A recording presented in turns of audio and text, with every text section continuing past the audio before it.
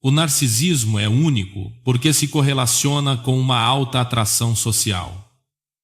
Eles são frequentemente as pessoas mais extrovertidas, mais abertas e mais carismáticas da sala. Mas este encanto é superficial. Por baixo dessa fachada de confiança reside uma estrutura defensiva frágil.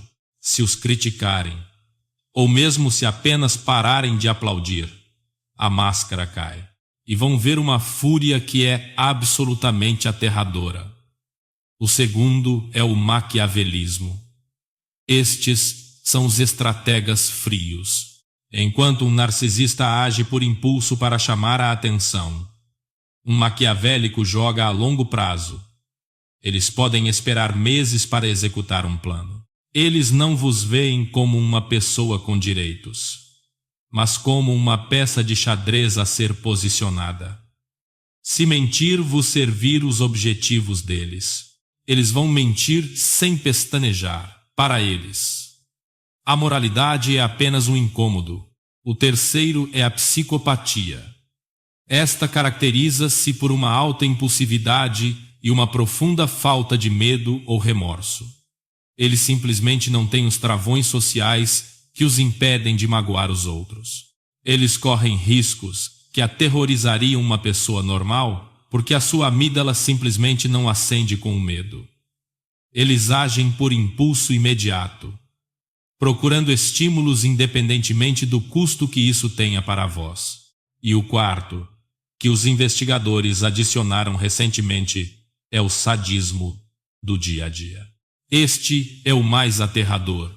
Explica o comportamento que parece não ter qualquer propósito, como as provocações cruéis, a crueldade mesquinha. Para um sádico, o vosso sofrimento é o objetivo. Ver-vos a sofrer desencadeia uma libertação de dopamina no cérebro deles. Eles magoam-vos porque isso lhes dá prazer. Mas a grande questão é sempre se eles nascem assim ou se tornam assim. Uma das coisas mais difíceis para as pessoas empáticas aceitarem é que alguns destes traços não são respostas a traumas. Eles são biológicos. A genética comportamental e os estudos com gêmeos deram-nos uma imagem mais clara de onde vem esta escuridão. A psicopatia, por exemplo, tem uma componente genética enorme. A investigação sugere que até 70% das variações são hereditárias. Estes indivíduos nascem frequentemente com uma amígdala hipoativa. Eles não aprenderam a não ter medo. Eles nasceram programados dessa forma. O maquiavelismo, por outro lado, é muitas vezes aprendido. É uma estratégia de sobrevivência forjada num ambiente de infância frio ou imprevisível. Eles aprenderam desde cedo que a confiança é fatal e que a manipulação garante a sobrevivência. Esta combinação de predisposição genética e estímulos ambientais cria uma estrutura de personalidade incrivelmente resistente à mudança. Agora precisamos de analisar o mecanismo desta armadilha.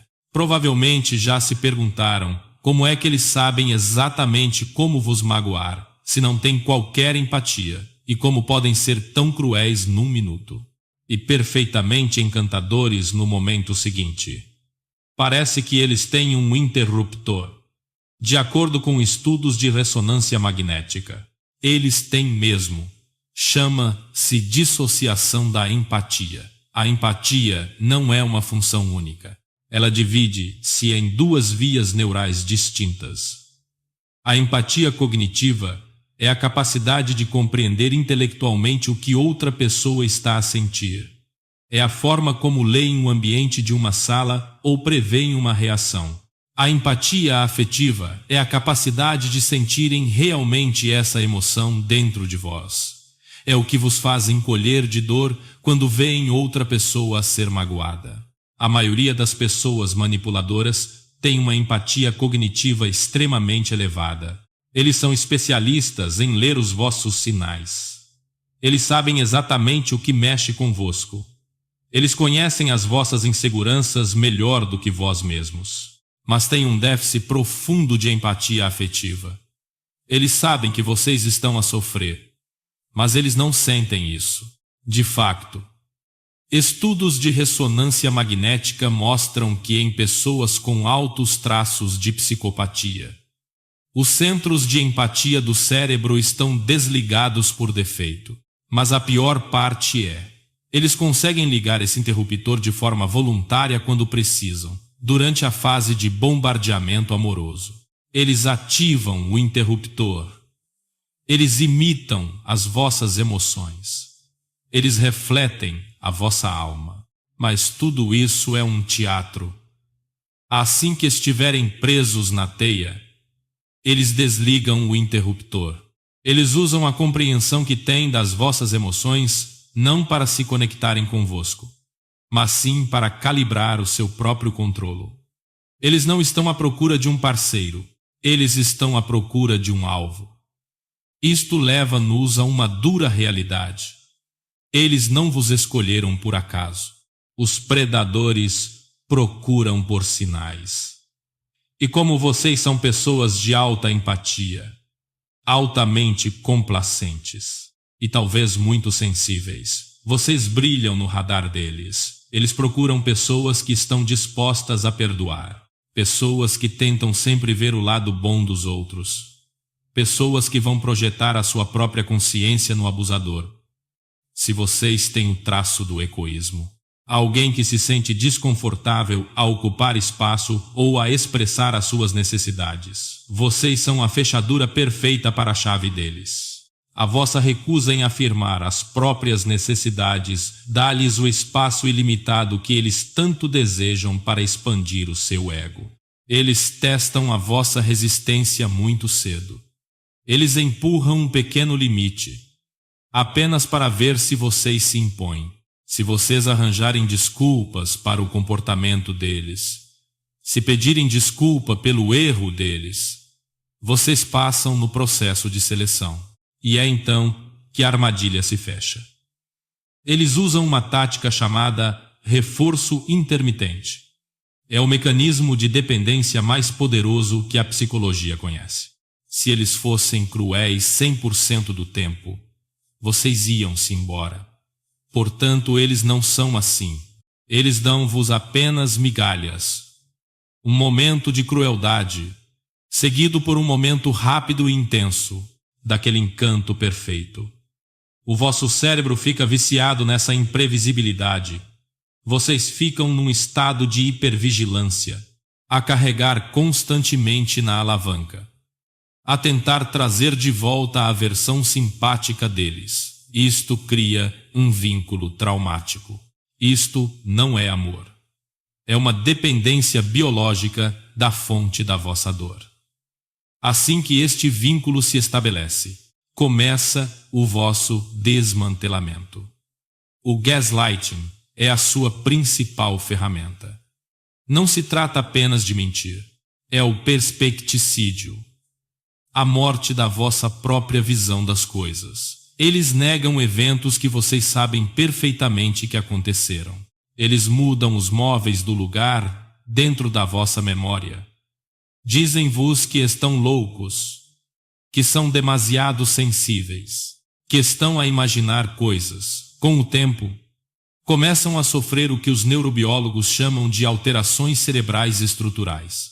O abuso emocional crônico encolhe o vosso hipocampo, a área do cérebro responsável pela memória e pelo contexto, e aumenta o tamanho da amígdala, mantendo-vos num estado constante de luta ou fuga. Por isso vocês acabam num estado de confusão mental e ansiedade permanentes. Vocês ficam fisicamente incapazes de pensar com clareza suficiente para planear uma fuga. Depois de ouvirem tudo isto, podem sentir uma estranha pontada de inveja. Podem pensar para vocês mesmos: quem me dera conseguir ser tão frio. Quem me dera poder desligar os meus sentimentos e simplesmente ganhar. É fácil pensar desta forma porque a sociedade moderna muitas vezes romantiza estes traços de personalidade. Nós vemos a forma como dominam sem qualquer medo nas salas de reuniões. Nós vemos como eles manipulam situações sociais sem sentirem qualquer ansiedade. Até parece um superpoder. Parece um truque de magia para vencer na vida. Mas vocês precisam de perceber o preço oculto dessa armadura. Se virem a vida como um jogo de soma zero, então sim, eles estão a ganhar. Mas se virem a vida como uma experiência humana, eles são pessoas extremamente limitadas. Por causa da sua química cerebral única, eles estão presos naquilo que os psicólogos chamam de passadeira hedônica. Eles precisam de perseguir picos de estimulação cada vez mais altos, poder, conquistas, riscos. Eles correm cada vez mais depressa apenas para conseguirem sentir alguma coisa. Mas eles estão bloqueados biologicamente de aceder ao outro lado do espectro emocional. Eles não conseguem sentir a calma, o calor, a alegria, a base de ocitocina que nós recebemos de um verdadeiro momento de confiança, ou de um simples e belo pôr do sol. Eles são quimicamente incapazes de sentir paz. Eles vivem num deserto no que toca a relacionamentos. Todas as pessoas na vida deles são apenas uma transação. Eles nunca vão saber o que significa ser verdadeiramente amado. Porque para se ser amado, é preciso deixar que os outros nos conheçam por dentro. E eles nunca vão conseguir deixar ninguém entrar. Existe uma metáfora famosa na psicologia que os descreve na perfeição. Eles conhecem as palavras, mas não sentem a música. Portanto, não tenham inveja da máquina. Ela funciona de forma muito rápida, mas funciona totalmente vazia por dentro. Agora, o que é que vocês vão fazer com toda esta informação? Eu estou a expor tudo isto com este nível de detalhe por um motivo. Vocês têm tentado resolver este problema com afeto, com paciência e com muita comunicação.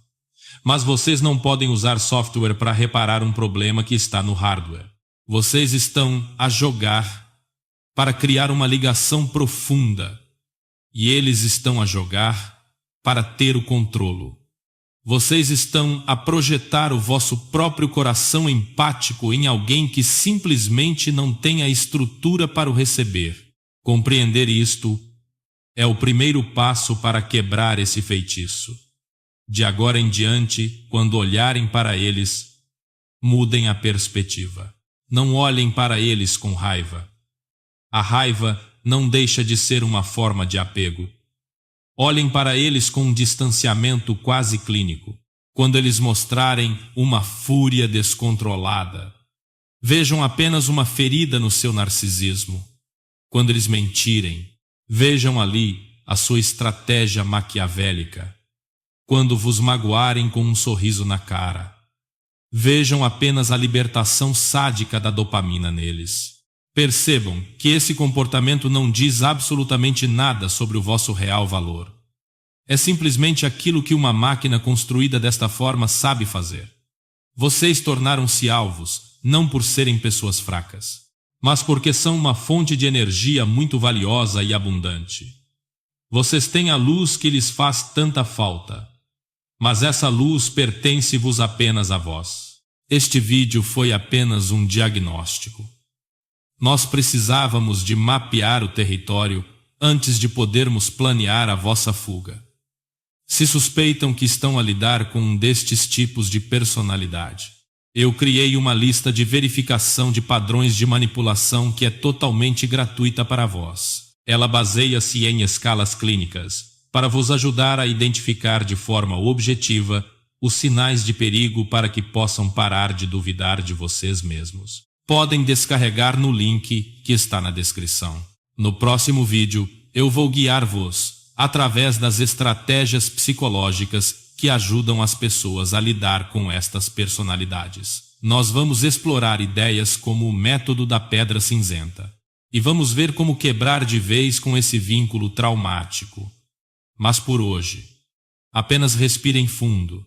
Vocês agora já conhecem a verdade.